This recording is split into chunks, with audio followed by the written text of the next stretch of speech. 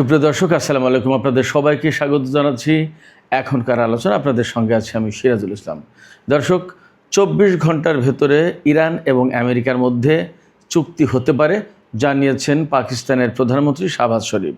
এদিকে ইরানের সর্বোচ্চ নেতা শহীদ আয়াতুল্লাহ আলী খামেনির নামাজে জানাজা এবং দাফন অনুষ্ঠানের সময়সূচি ঘোষণা করা হয়েছে। এতদিন ইরানের সর্বোচ্চ নেতার জানাজা, দাফন এবং আদৌ তিনি শহীদ হয়েছেন কিনা এ সমস্ত বিষয় নিয়ে যে বিতর্ক ছিল, সন্দেহ, দ্বন্দ্ব এবং সংশয় ছিল, সেগুলোর অবসান হতে যাচ্ছে। এদিকে সংযুক্ত আরব আমিরাত ইরানকে 10 বিলিয়ন থেকে 20 বিলিয়ন ডলার দিতে রাজি হয়েছে। বার্তা সংস্থা রয়টার্স খবর দিচ্ছে যে এই পরিমাণ অর্থ সংযুক্ত আরব আমিরাত ইরানকে দিতে রাজি হয়েছে, তার বিনিময়ে শান্তি থাকতে হবে, অর্থাৎ ইরান আরব আমিরাতে আর হামলা করবে না। এই সমস্ত বিষয় নিয়ে এখনকার ভিডিওতে বিস্তারিত আলোচনা করব। আশা করি আপনাদের আলোচনা ভালো লাগবে। আর যদি ভালো লাগে তাহলে আলোচনার শেষ পর্যন্ত থাকবেন, ভিডিওটি লাইক, কমেন্ট, শেয়ার করবেন এবং চ্যানেলটি সাবস্ক্রাইব করে সাথেই থাকবেন। দর্শক, চলুন বিস্তারিত আলোচনায় চলে যাই। প্রথমেই আলোচনা করি, পাকিস্তানের প্রধানমন্ত্রী শাহবাজ শরীফ একদম সুস্পষ্ট করে জানিয়েছেন, তিনি এক্স পোস্টে জানিয়েছেন আগামী 24 ঘন্টার ভেতরে ইরান এবং আমেরিকার মধ্যে চুক্তি সই হতে পারে।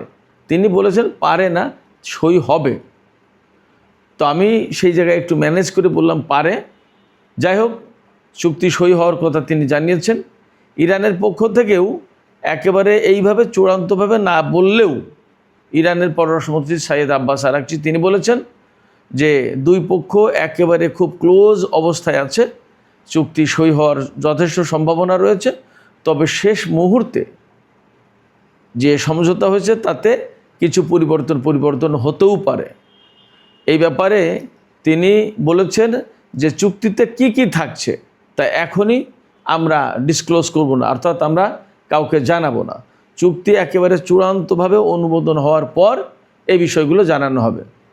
তিনি অর্থাৎ আব্বাস আরাকচি আরও বলেছেন যে এই চুক্তি সই হওয়ার পরপরই ইরানের কিছু আটকে থাকা অর্থ ছাড় দেওয়া হবে, তারপরে ইরানের উপর থেকে নিষেধাজ্ঞা শিথিল করা হবে। হরমুজ প্রণালীতে যে আমেরিকার নৌ অবরোধ অর্থাৎ ব্লকেট সৃষ্টি করে রাখা হয়েছে সেটা উঠে যাবে।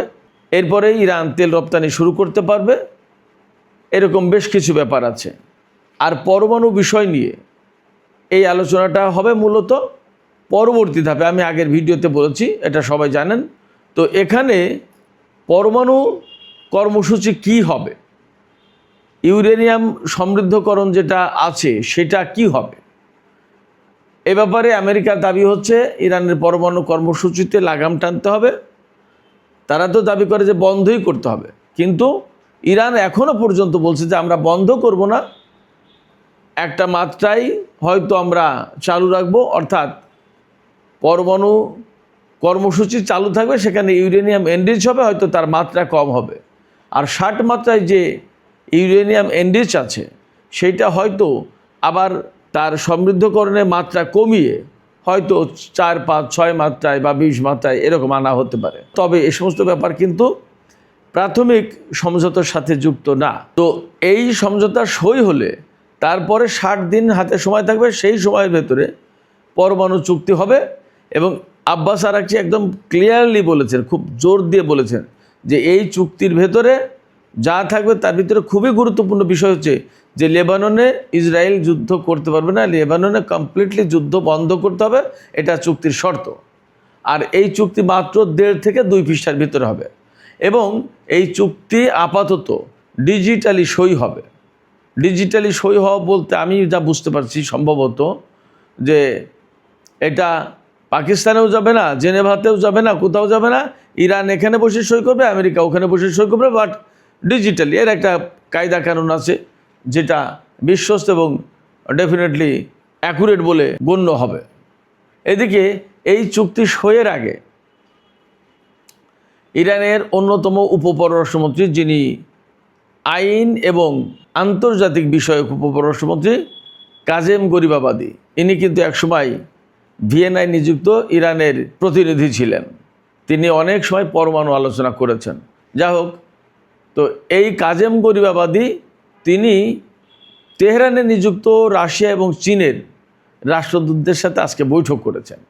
বৈঠক করে তাদের সাথে এই যে চুক্তি যেটা হতে যাচ্ছে আমেরিকার সাথে, এই চুক্তির খসড়া নিয়ে আলোচনা করেছেন। এবং আলোচনা শেষে কাজেম গরিবাবাদী বলেছেন, চীন এবং রাশিয়া হচ্ছে আমাদের বিশ্বস্ত এবং শক্তিশালী পার্টনার। তাদের সাথে আমরা এই সমস্ত বিষয় নিয়ে আলোচনা করলাম এবং ভবিষ্যতে এই ধরনের আলোচনা অব্যাহত থাকবে এবং এই দুই দেশের সাথে ইরানের সম্পর্ক ক্রমেই শক্তিশালী এবং জোরদার হবে, এই ধারা অব্যাহত থাকবে। কাজেম গরিবাবাদীর আজকের এই বক্তব্য থেকে একটা বিষয় আপনাদের কাছে নিশ্চয়ই খুবই পরিষ্কার হয়, সেটা হচ্ছে আমি সব সময় বলেছি যুদ্ধ শুরুর আগে থেকে যে চীন এবং রাশিয়া ইরানের পাশে থাকবে। আজকের এই প্রেক্ষাপটে কি আপনারা বুঝতে পারছেন যে চীন এবং রাশিয়া ইরানের কত বড় গুরুত্বপূর্ণ পার্টনার, কৌশলগত পার্টনার? অর্থাৎ কি চুক্তি করতে যাচ্ছে, সেই চুক্তিতে কি আছে সেটা কাউকে জানাচ্ছে না ইরান, বাট রাশিয়া এবং চীনের রাষ্ট্রদূতদের সাথে সেই ড্রাফট নিয়ে আলোচনা করেছে। তাহলে ইরান, রাশিয়া এবং চীন তারা কৌশলগতভাবে কতটা অংশীদার, কতটা বড় পার্টনার আপনারা এবার ভাবুন। এখন যখন ইরান আমেরিকার সাথে ইসরায়েলের সাথে যুদ্ধ করেছে, তখন রাশিয়া এবং চীন কতটা সমর্থন দিয়েছে আপনারা এবার বুঝে দেখেন।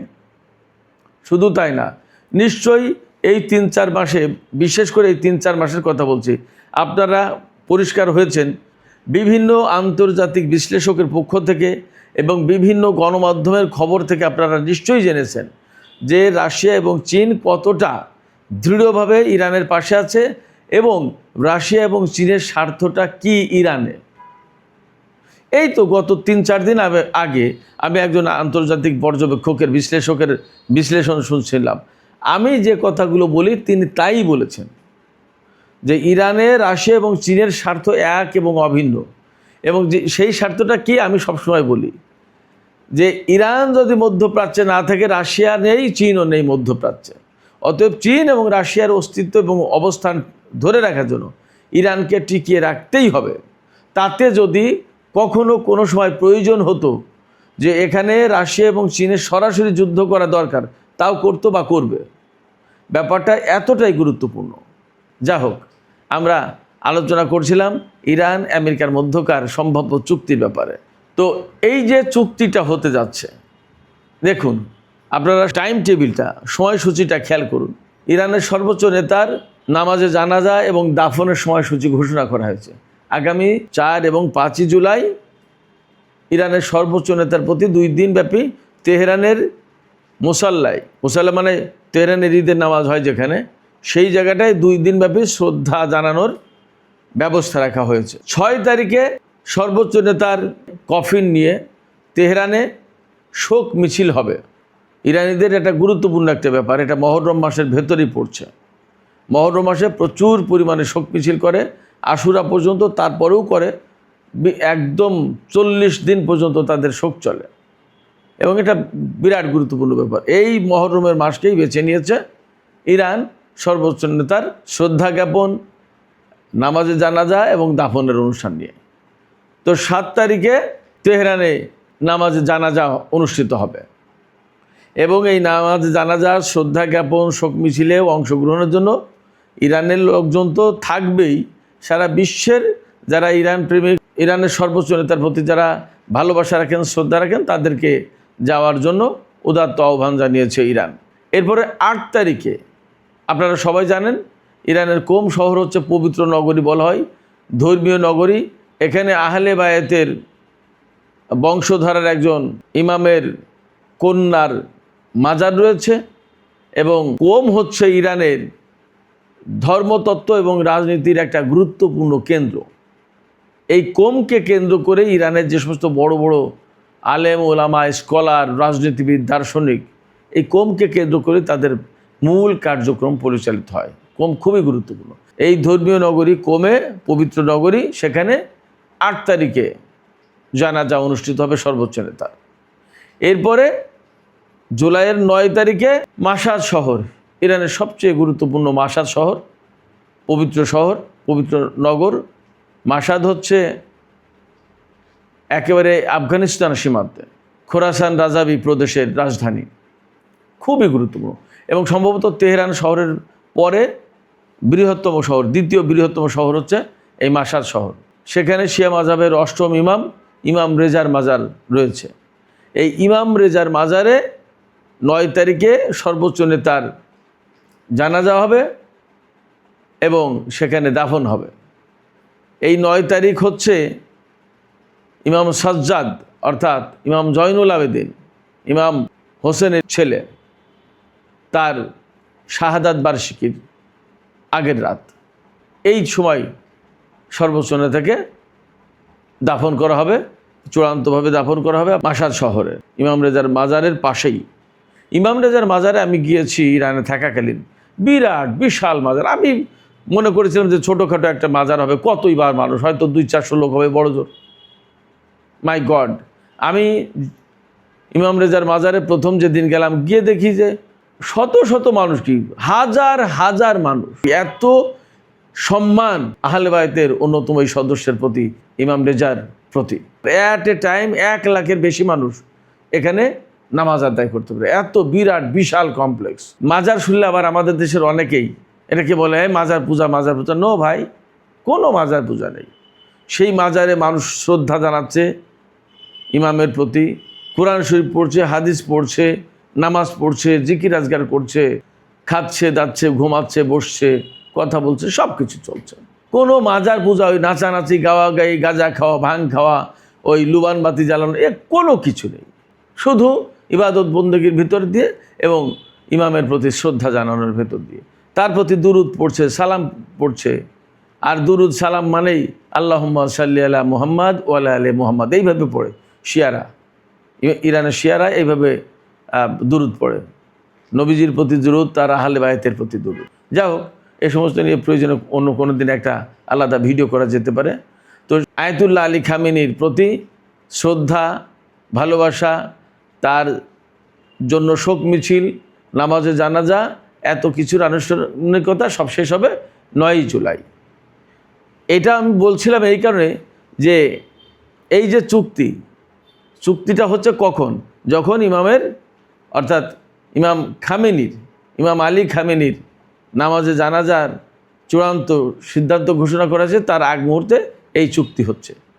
এই চুক্তি তার আগ মুহূর্তে হওয়ার একটা বড় গুরুত্বপূর্ণ দিক এই যে আলী খামেনির জানাজায় ইরান এবং সারা বিশ্বের কোটি কোটি মানুষ অংশগ্রহণ করবে, এতে কোনো সন্দেহ নেই। ইরানের পক্ষ থেকে তো কোটি কোটি মানুষ হবেই, সারা বিশ্ব থেকে আরও হাজার হাজার মানুষ আসবে। সব কিছু মিলে এত বড় আয়োজন, একটা শান্তিপূর্ণ পরিবেশ প্রয়োজন। হয়তো সেই শান্তিপূর্ণ পরিবেশ নিশ্চিত করার জন্য একটা চুক্তি দরকার। সেই চুক্তিটা হয়ে যাচ্ছে, এরপরেই সাইয়েদ আলী খামেনির জানাজা, শোক মিছিল, দাফন সম্পন্ন হবে। তো এই যে চুক্তি হচ্ছে, এই চুক্তির ভেতরে কি কি পাবে ইরান, কি কি পাবে আমেরিকা, তার বিস্তারিত এখনও কিছু জানা যায়নি। আমি দুপুরের ভিডিওতে কিছু বলেছিলাম। তবে একটা কথা পরিষ্কার, যে কোনো চুক্তি হতে গেলে তো দুই পক্ষেরই একটা স্যাটিসফ্যাকশন লাগে।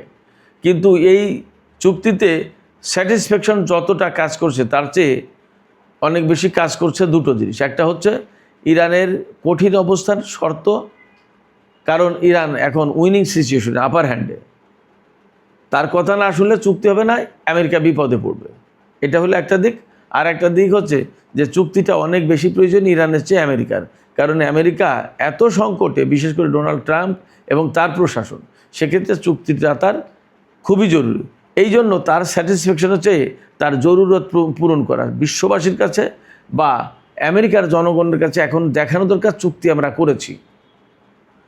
পরমাণু চুক্তি এমন একটা অবস্থায় যাবে, সে দেখাতে চায়, ডোনাল্ড ট্রাম্প দেখাতে চায় যে আমি বারাক ওবামার চেয়ে ভালো একটা চুক্তি করেছি। কি হবে না হবে সেটা পরের গল্প।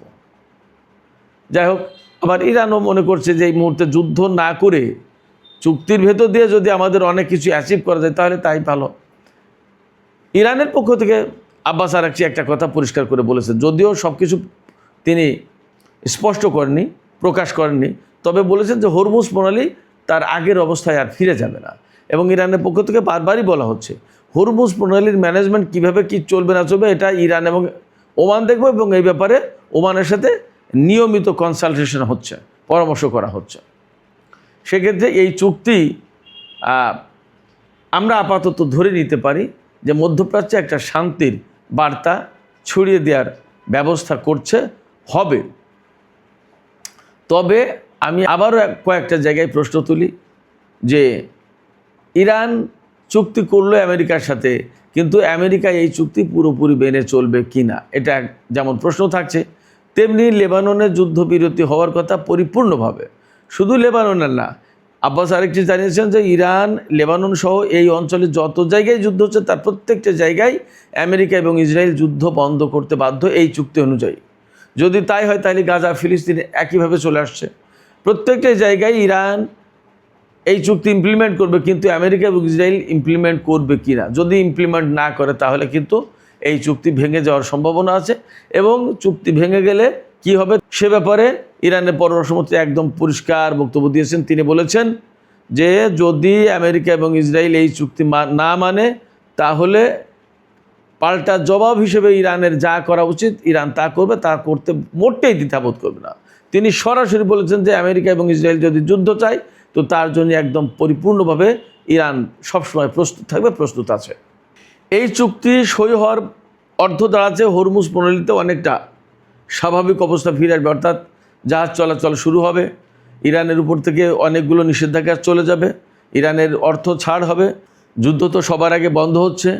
এরপরে আরও বৃহত্তর শান্তি প্রতিষ্ঠার জন্য পরমাণু বিষয় নিয়ে আলোচনা শুরু হবে এবং সেখানে হয়তো হরমুজ প্রণালীর বিষয়েও আরও কিছু আলোচনা হতে পারে।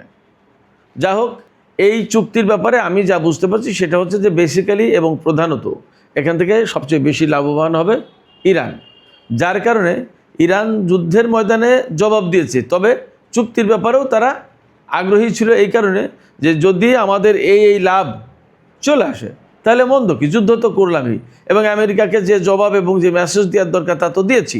নট অনলি দ্যাট, সারা বিশ্বের কাছে পরিষ্কার মেসেজ দিয়েছে ইরান যে আমেরিকা এবং ইসরায়েলকে অ্যাট এ টাইম মোকাবেলা করতে পারে। তো অ্যাট এ টাইম যদি ইরান, ইসরায়েল এবং আমেরিকাকে মোকাবেলা করতে পারে এবং করে দেখিয়ে দিল, সেক্ষেত্রে ভবিষ্যতে ইরানের বিরুদ্ধে কোনো রকমের পদক্ষেপ নিতে গেলে, সামরিক পদক্ষেপ নিতে গেলে ইসরায়েল এবং আমেরিকাকে বারবার চিন্তা করতে হবে।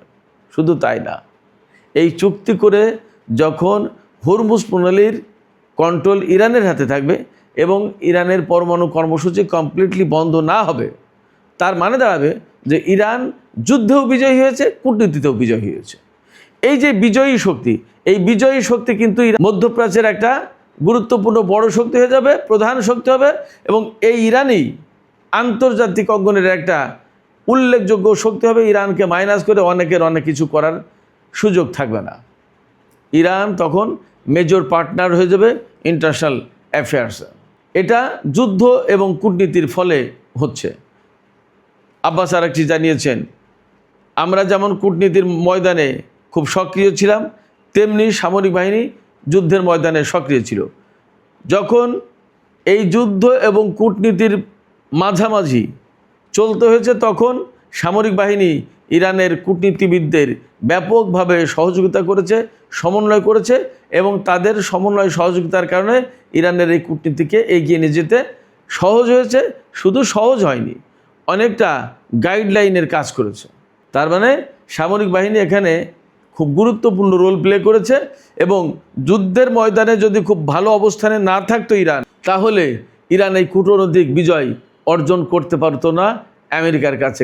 কারণ ইরানের সামরিক বাহিনী যখন আমেরিকাকে খুব শক্তভাবে চেপে ধরেছে, প্রচণ্ড শক্তিমত্তা নিয়ে জবাব দিয়েছে, তখন আমেরিকা ভয় পেয়ে গেছে এবং আমেরিকা বুঝতে পেরেছে যে ইরানের সামরিক বাহিনীকে পরাজিত করা যাবে না। ইরানে আমরা সামরিকভাবে যে লক্ষ্য অর্জন করতে চাই সেটা করা যাবে না, ফলে কূটনীতির পথে ফিরতে হবে।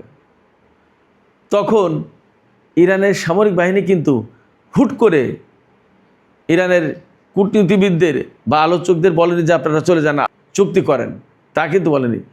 14 দিন বা 2 সপ্তাহ যাবৎ আমেরিকার প্রস্তাব ইরানি কর্মকর্তারা দেখেইনি। কারণ কি?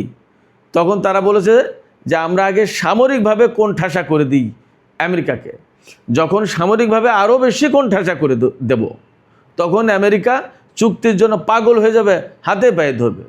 এবং এই বুদ্ধি, এই পরামর্শ এবং এই অবস্থান ছিল ইরানের সামরিক বাহিনীর, যেটা বারবার ডোনাল্ড ট্রাম্প এবং আমেরিকার কর্মকর্তারা বলতেন যে ইরানের সামরিক বাহিনী ইরানের কূটনীতিকে নিয়ন্ত্রণ করছে। আসলে ইরানের কূটনীতিকে নিয়ন্ত্রণ ইরানের কূটনীতিবিদরাই করেছেন, কিন্তু সামরিক বাহিনীর একটা অবস্থান ছিল এবং সেই অবস্থান ইরানের কূটনৈতিক অর্জনকে আরও বেশি প্রভাবশালী করতে, জোরদার করতে ভূমিকা রেখেছে। এটা হচ্ছে একেবারে মানবতী কথা। যাই হোক, ইরান এই অর্জনগুলো করেছে এবং করতে যাচ্ছে। এখন পরিস্থিতি দেখা যাক কী দাঁড়ায়।